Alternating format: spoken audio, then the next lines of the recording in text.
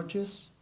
Estamos transmitiendo en directo desde aquí, desde Manantiales de Piedad, en una forma distinta, porque hemos comenzado a hacer las reuniones más cercano a lo que era la iglesia primitiva, todos alrededor de una mesa, compartiendo, charlando unos con otros, según dice primera a los Corintios 14:26, cada uno tiene para compartir. Así que este es un formato diferente, por eso estoy aquí de esta forma, grabando en directo la palabra de Dios, pero no estamos en reunión en este momento. Así que quiero compartir, como siempre, la palabra de Dios, y como venimos viendo el libro de Proverbios, quiero ver con ustedes Proverbios capítulo 10, verso 5, y el título del mensaje de hoy es Dos hijos. Y vamos a ver, siguiendo un poco el orden y la línea que venimos viendo, en contraste entre el negligente y el diligente, el justo y el insensato o el malvado. Entonces vamos a ver ahora Proverbios 10:5. Proverbios 10:5 dice: el que recoge en verano es hijo sensato, pero el que ronca en la siega es hijo que avergüenza. Aquí vemos nosotros dos hijos, y para comprender mejor el mensaje que Salomón quiere dar por medio de Proverbios, tenemos que verlo desde su cultura, recordando siempre que nuestra cultura es diferente. Nuestra cultura occidental, muchas veces hay cosas en las que se parece, pero la gran mayoría de cosas son diferentes. Israel es un pueblo principalmente agricultor y ganadero, mayormente en la época en que se escribió la mayoría del Viejo Pacto.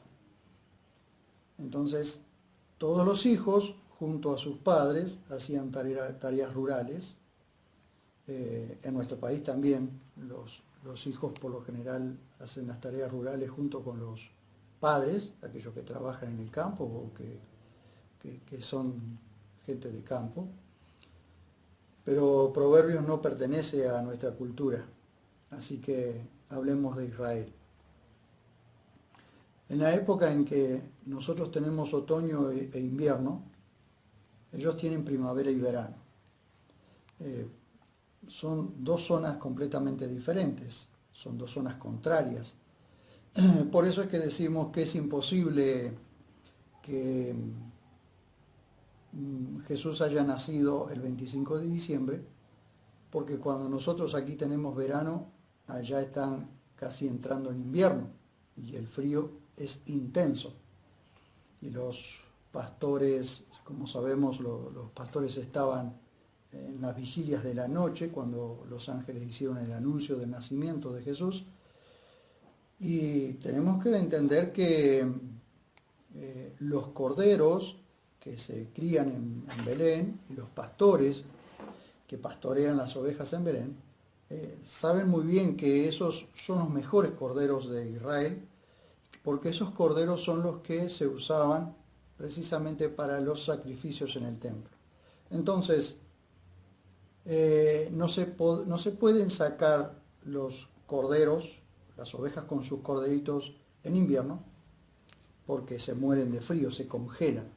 Así que, y cuando se hizo el anuncio, cuando Jesús nació, se hizo el anuncio del nacimiento de Jesús,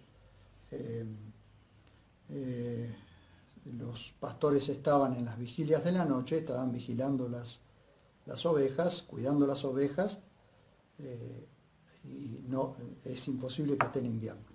Por eso tenemos que entender esto.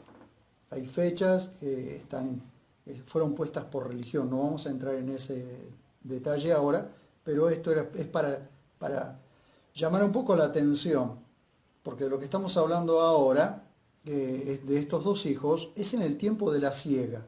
Y cuando nosotros tenemos aquí primavera y verano, allí tienen otoño e invierno. Así que son dos lugares, sea, dos partes opuestas del mundo. El problema que existe acá es precisamente que uno de estos dos hijos avergüenza a la familia. Miremos esto.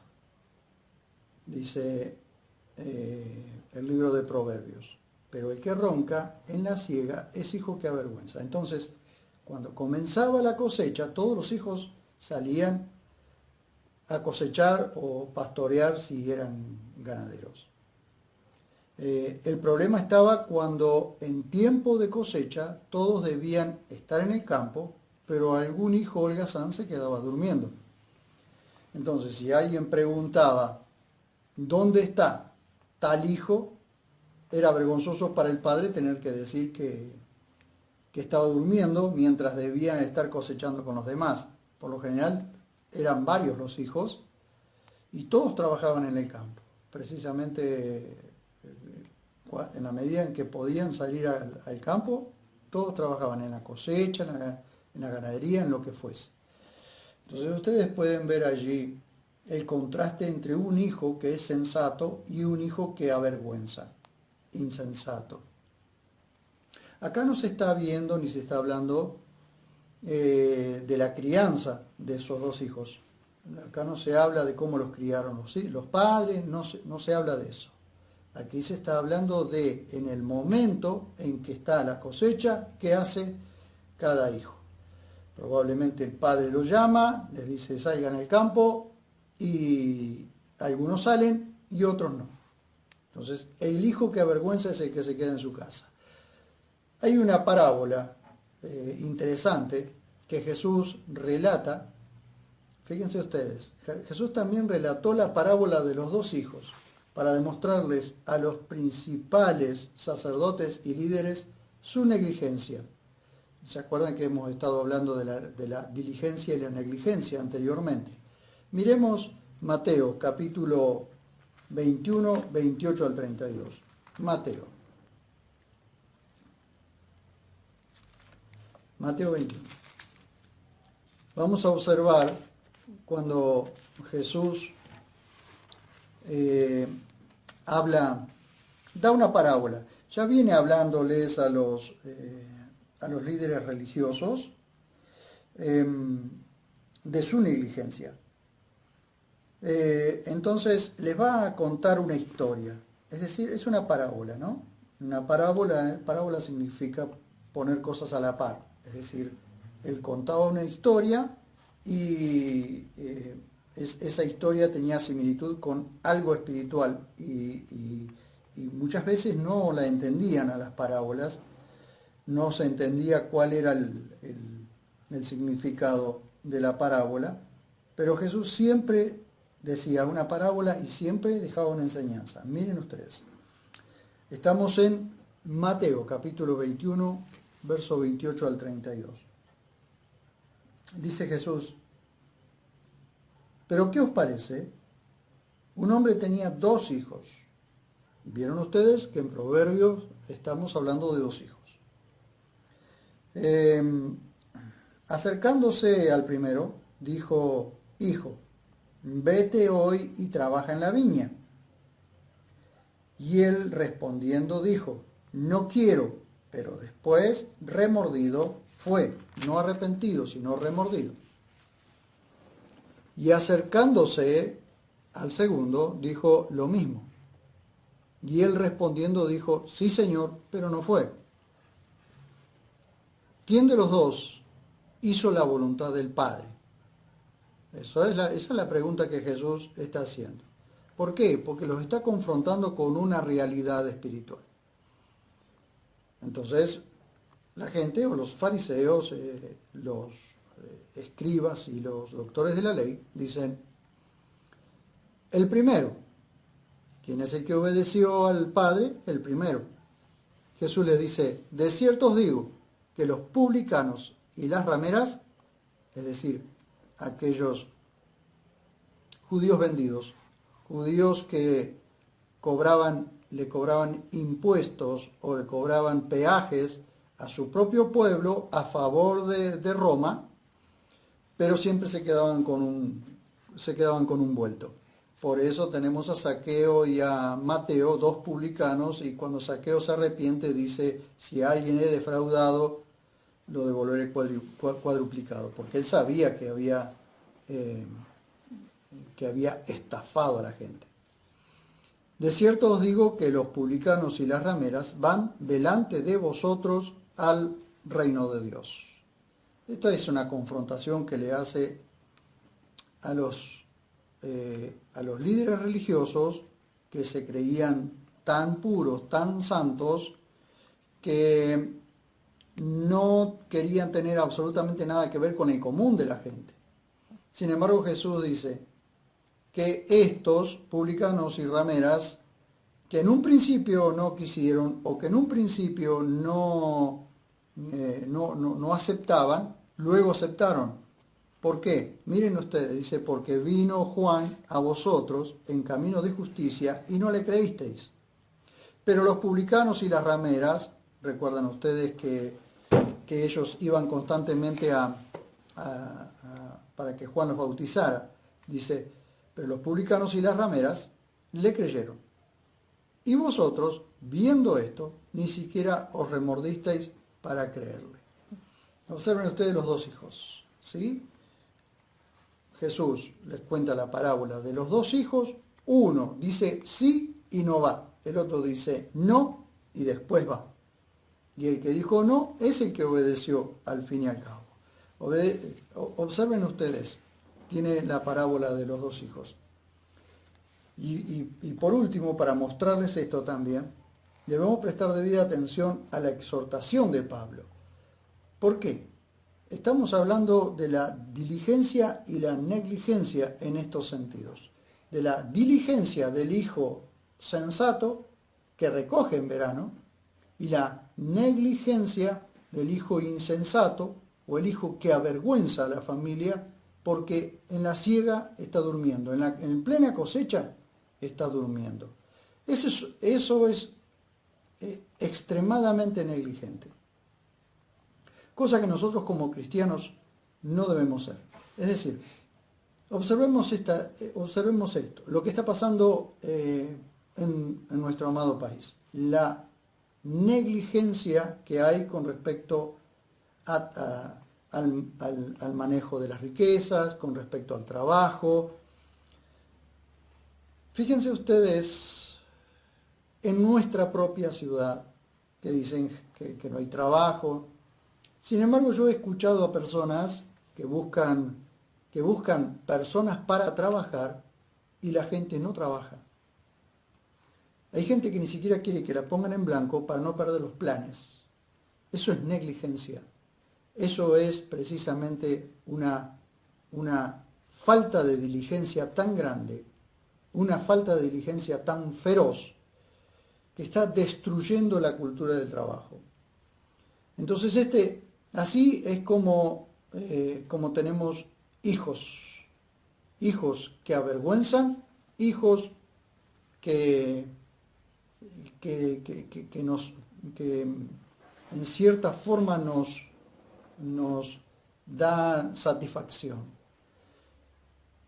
Hay un problema de crianza de los hijos, sí, hay un problema de crianza de los hijos.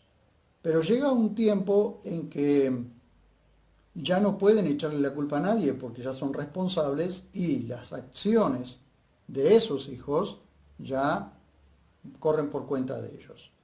Pero nosotros, a la hora de criar a nuestros hijos, tenemos que ver cómo los criamos. Aunque no voy a entrar en este detalle ahora, porque entraremos más adelante en la crianza de los hijos en el libro de Proverbios. Pero siempre hay un resultado. Lamentablemente hay un resultado. Si hay un hijo que se queda durmiendo, es precisamente porque alguien es culpable de que el hijo se quede durmiendo. Miremos la exhortación que hace Pablo, una exhortación muy fuerte y que a veces no la obedecemos. Miren lo que dice. Segunda de Tesalonicenses, o la segunda carta de Pablo a los Tesalonicenses, capítulo 3.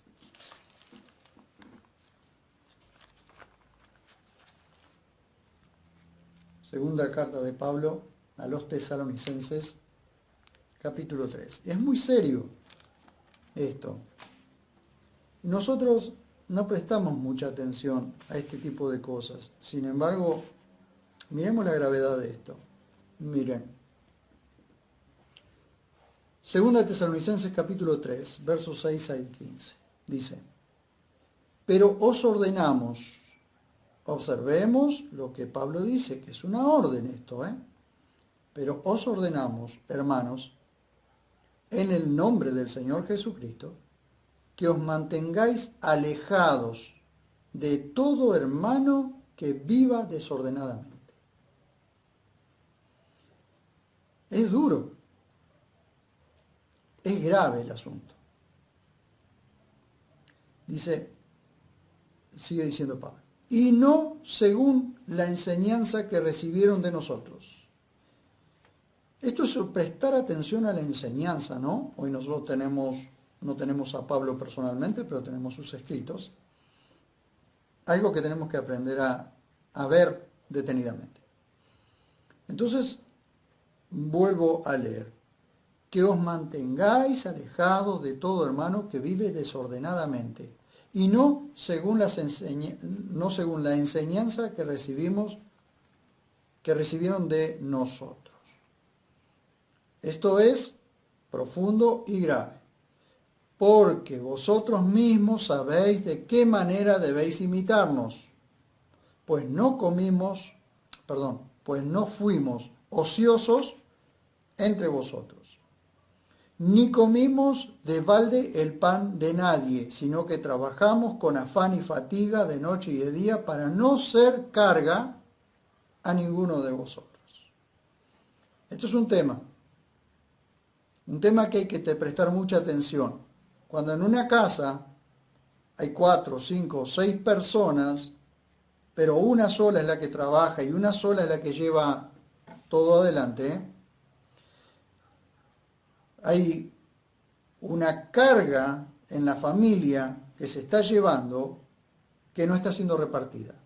Una familia debe repartir las cargas. Y fíjense ustedes lo que Pablo dice, de qué manera debéis imitarnos. Porque Pablo en ningún momento fue ocioso, ni se aprovechó de la congregación, no se aprovechó de nadie. Cuando ustedes van a la primera carta a los tesalonicenses, en el capítulo 2, ustedes van a ver en el capítulo 2, del verso 1 al 12, detalladamente cómo se comportó Pablo entre los tesalonicenses. Fíjense ustedes que él, mientras predicaba, él trabajaba. Dice, sino que trabajamos con afán y fatiga de noche y de día, para no ser carga a ninguno de vosotros. Él no quiso ser carga en la iglesia. Y muchas veces tenemos el problema de la carga que se produce por los vagos. Los vagos. A veces criamos vagos, a veces alimentamos vagos. Dice, no porque no tenemos derecho, dice Pablo. Pablo tenía todo el derecho del mundo de que la iglesia lo sostuviera. Era el apóstol, era el que los había engendrado, él era el que los había dado a luz espiritualmente. Las iglesias se debían a él. Sin embargo, él, para que lo imitaran, ¿por qué? Porque para poder hablar, primero hay que hacer. Si ustedes van al libro de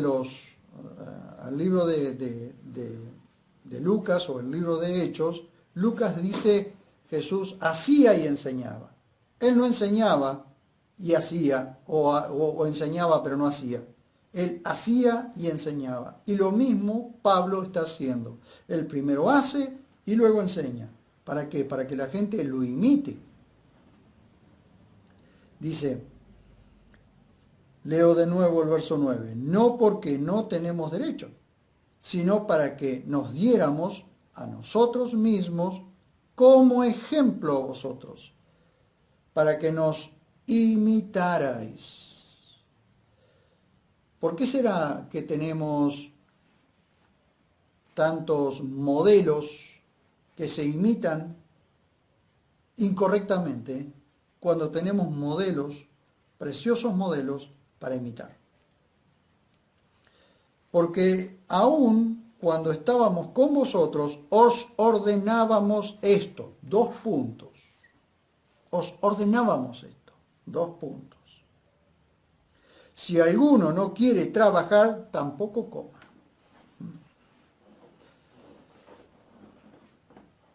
Si alguno no quiere trabajar, tampoco coma. Porque oímos que algunos entre vosotros viven desordenadamente, no trabajando, sino entremetiéndose. Claro, el que no trabaja tiene tiempo para meterse en cualquier cosa que no debe. Dice, a los tales ordenamos y exhortamos por el Señor Jesucristo que trabajando ordenadamente coma su propio pan. Y vosotros, hermanos, que no os desalentéis haciendo el bien. Hermanos, no os desalentéis haciendo el bien. ¿Por qué incluye esta simple, sencilla pero profunda oración?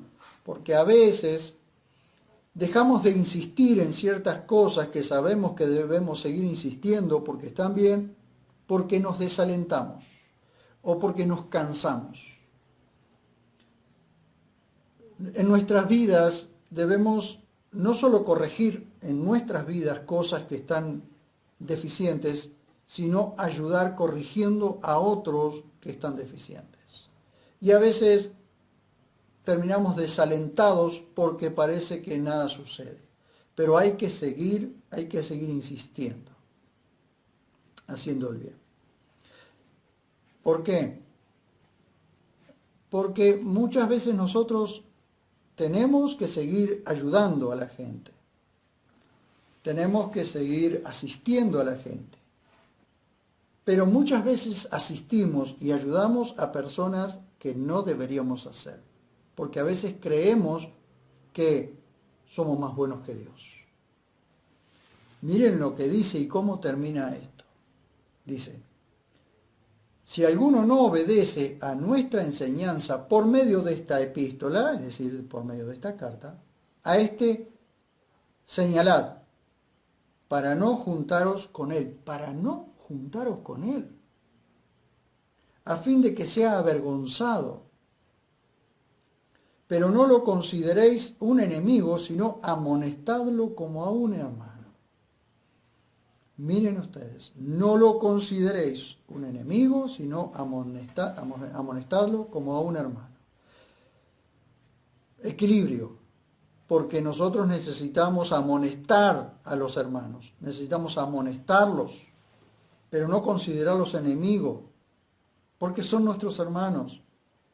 Pero siempre hay que corregir, hermanos, y tenemos que corregir cosas en nuestras vidas y ayudar a corregir cosas en la vida de los demás. Si en la iglesia no le dejáramos toda la carga a los pastores para que hagan y todos nos ayudáramos, sería mucho más liviana la carga. Por eso es que venimos insistiendo en que en la iglesia no tiene que haber un pastor y todos los demás ovejitas. Creo que la iglesia es como estamos tratando de hacer y llevar adelante. Todos necesitamos compartir unos con otros, aprovecharnos unos de otros, aprovechar los dones de unos y de otros. Necesitamos amonestarnos unos a otros. La Biblia constantemente nos está hablando de unos a otros. Si ustedes vieran la cantidad de veces que Pablo habla de unos a otros, unos y otros, nos daríamos cuenta de la necesidad que tenemos, no de una cabeza y después todos los demás cuerpitos, porque hay una sola cabeza. La cabeza es Cristo. Todos los demás somos miembros de un cuerpo. Tenemos distintas funciones, pero todos tenemos que trabajar juntos. Por eso una familia hace esto. La familia debe trabajar, debe recoger en verano no roncar en el tiempo de la cosecha. Este es el tiempo de la cosecha, este es el tiempo en que la familia tiene que trabajar completa. A veces escuchamos quejas en las casas porque el dinero no alcanza, pero salvo que los hijos no puedan trabajar por alguna razón, sea porque son pequeños o porque están ocupados estudiando. Pero su trabajo es estudiar, su trabajo es hacer la tarea de la casa, su trabajo es ponerse la casa al hombro, el hogar al hombro y trabajar a la par de los padres. Si los padres tienen que trabajar afuera, los hijos tienen que trabajar adentro. Nosotros como padres cometemos muchísimos errores, a veces dejamos que nuestros hijos pasen mucho tiempo sin hacer nada, sin tener ocupaciones. Yo recuerdo que siempre, yo nací en el campo, nací y crecí en el campo, mejor dicho, no nací en el campo, pero crecí en el campo. Y era levantarse a las 4 o 5 de la mañana y salir a trabajar, volver al mediodía, dormir un rato de siesta y salir a trabajar de nuevo. Ya que estoy vivo y aprendí a trabajar. Por eso es que a veces nuestros jóvenes no entienden, no nos entienden o no nos entendemos porque hemos sido criados diferentes. Hoy nuestros hijos tienen mucho más de lo que deberían tener. Padres, si no quieren tener un día hijos que avergüencen, no les den todo lo que los hijos piden. No les den más de lo que necesitan, porque van a tener problemas. No puede ser que haya jóvenes hoy, o no puede ser que haya niños hoy, pequeños, que ya tienen sus computadoras, que ya tienen sus teléfonos, tienen sus grandes televisores. No puede ser que los jovencitos a veces tengan los teléfonos más grandes que sus propios padres. No puede ser que ellos no se ganen aquello que obtienen. No puede ser. Papás, tenemos que prestar atención. Fíjense ustedes que esto que dice Proverbios 10:5, el que recoge en verano es hijo sensato, pero el que ronca en la siega es hijo que avergüenza, está hablando de algo, está hablando de un hecho en el momento en que se necesita que todas las manos sean diligentes. Pero ¿qué pasó antes? ¿Qué pasó antes? ¿Por qué ese jovencito o ese hijo está avergonzando a su familia? ¿Por qué está roncando en el tiempo en que debe cosechar? Ustedes saben que esas dos manos de ese hijo que está roncando podrían acelerar el trabajo y alivianar el trabajo de los demás. A veces no tenemos dimensión del mal que le hacemos a nuestros hijos con algunas cosas que nosotros mismos hacemos. Si no les ayudamos a entender, si no les ayudamos, no les enseñamos a trabajar, si no les enseñamos responsabilidades, si no les damos responsabilidades, si le damos menos cosas materiales, pero mayor responsabilidad, no van a aprender. Y hay cosas que no las van a aprender. Por supuesto que hay muchos que se van a enojar conmigo. Está bien, pero para que no tengan esta descripción, para que no tengan en su casa esta descripción que Salomón está haciendo de estos dos hijos en Proverbios, capítulo 10, verso 5, el que recoge en verano es hijo sensato, pero el que ronca en la siega es hijo que avergüenza. Para que no tengan esta descripción, hay que empezar a trabajar con nuestros hijos desde muy pequeños. Denle responsabilidades. Pónganle pequeñas responsabilidades para que ellos las puedan hacer. Una familia tiene que funcionar como si fuera una gran maquinaria con con engranajes. La familia es una maquinaria con engranajes y todos esos engranajes tienen que trabajar. Si un engranaje de esos no trabaja, la maquinaria no funciona o va a haber una falta de equilibrio. Entonces, papás, prestemos atención a la descripción que está haciendo Salomón. Más adelante vamos a ir viendo los proverbios acerca de la disciplina y ese tipo de cosas. Pero hoy tenemos esta descripción. Un hijo sensato, un hijo que avergüenza. Pero ¿qué pasó detrás de todo eso? ¿Por qué ese hijo se queda roncando en la siega? ¿Será que el padre perdió autoridad para sacarlo? ¿Será que la madre perdió autoridad porque no tuvo autoridad cuando debió tenerla? ¿Será que la madre consintió tanto a este hijo que hizo que el padre perdiera autoridad? ¿Será que el padre no puso o no tuvo o no prestó atención lo suficiente como para hacer que este hijo saliera a trabajar cuando debía salir a trabajar? ¿Qué les parece? Quiero terminar aquí. En el próximo mensaje vamos a ver Proverbios 16. Y sin duda, todos están enlazados, todos los proverbios están enlazados en algún punto. En algún punto ustedes van a observar que están enlazados. ¿Por qué? Porque todo tiene que ver con la crianza. Todo tiene que ver con la disciplina. Todo tiene que ver con la amonestación. Si ustedes observan, Elí tenía 2 hijos, pero Elí no amonestó a sus hijos y sus hijos eran unos sinvergüenzas, malvados. David se enojó mucho con sus hijos, pero no hizo nada, jamás los amonestó. Por eso tuvo los problemas que tuvo con sus hijos. Y así podemos hablar, hombres de Dios, grandes hombres de Dios, tuvieron hijos que los avergonzaron. ¿Por qué? Claro que llega un punto en que nuestros hijos toman decisiones. Claro que sí.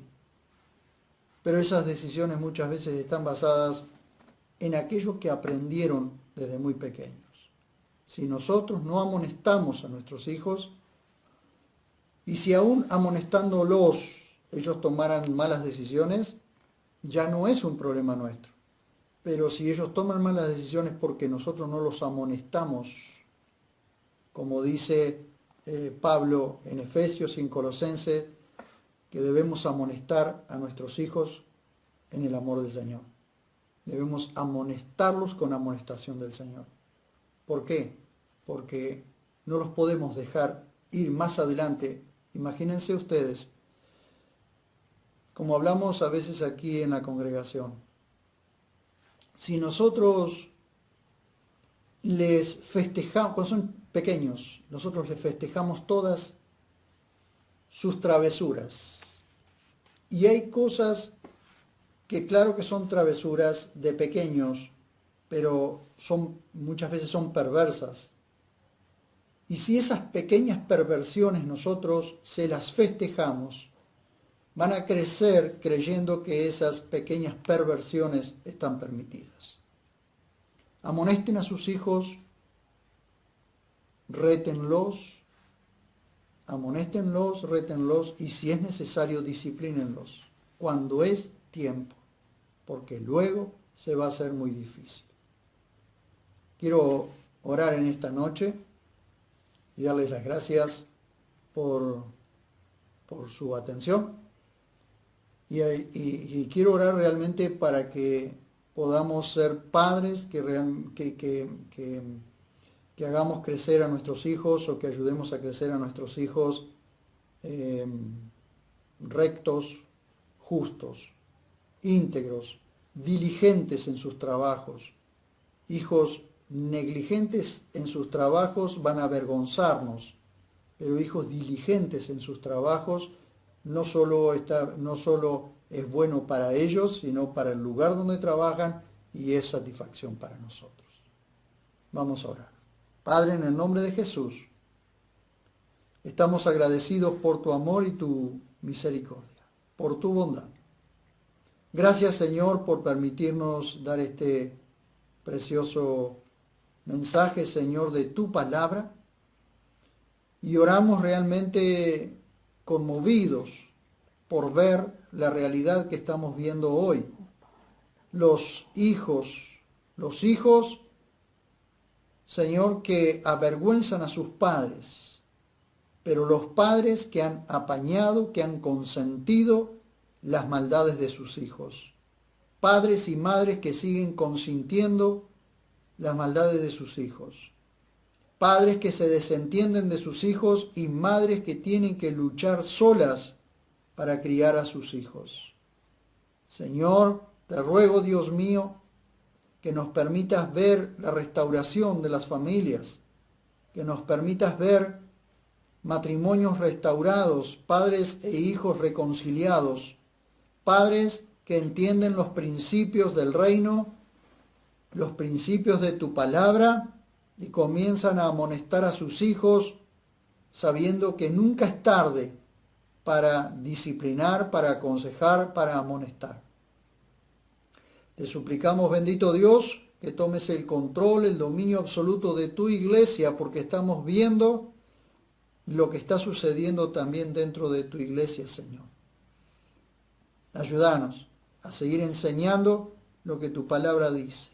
Ayúdanos a ser bendición para todos aquellos que escuchen tu palabra y que estén anhelando servirte. Señor, ayúdanos. Como dice tu palabra, asistí a los que deben escuchar para que estén atentos. Señor, como hiciste con Lidia, que abriste su corazón para que estuviera atenta. Así hace con tu pueblo y con aquel que todavía no es tu pueblo, pero va a ser tu pueblo porque vos lo llamás. Gracias, papá. En el nombre dulce y precioso de Jesús. Amén.